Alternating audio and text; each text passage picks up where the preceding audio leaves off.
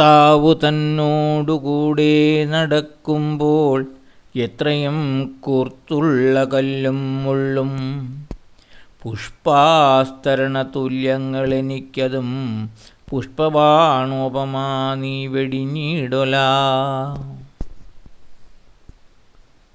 വനവാസത്തിന് തയ്യാറായി നിൽക്കുന്ന രാമൻ തൻ്റെ പത്നിയായ സീതയോട് താൻ തിരിച്ചു വരുന്നത് വരെ മാതാപിതാക്കളെ ശുശ്രൂഷിച്ച് കൊട്ടാരത്തിൽ കഴിയുവാൻ നിർദ്ദേശിക്കുന്നു. എന്നാൽ ഭർത്താവായ രാമനോടൊപ്പം താനും വനത്തിലേക്ക് വരികയാണെന്നു സീത പറയുന്നു. വനവാസം അതികഠിനമാണെന്നും സീതയ്ക്കത് സഹിക്കാൻ ബുദ്ധിമുട്ടാകുമെന്നും പറഞ്ഞ് സീതയെ പിന്തിരിപ്പിക്കുവാൻ രാമൻ ശ്രമിക്കുന്നു. എന്നാൽ സീത തൻ്റെ തീരുമാനത്തിൽ ഉറച്ചു നിന്നുകൊണ്ട് രാമനോട് പറയുന്ന വാക്കുകളാണ് ഈ വരികൾ. ഉത്തമയായ പത്നിയുടെ കടമ എന്താണെന്ന് സീത ഈ വരികളിലൂടെ പറഞ്ഞു തരുന്നു.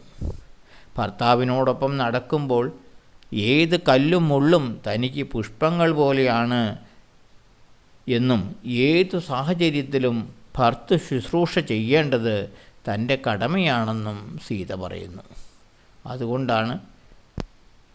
അതുകൊണ്ട് രാമനോടൊപ്പം വരുന്നതിൽ നിന്നും തന്നെ തടയരുത് എന്ന് സീത അപേക്ഷിക്കുന്നു. ജയ് ശ്രീറാം.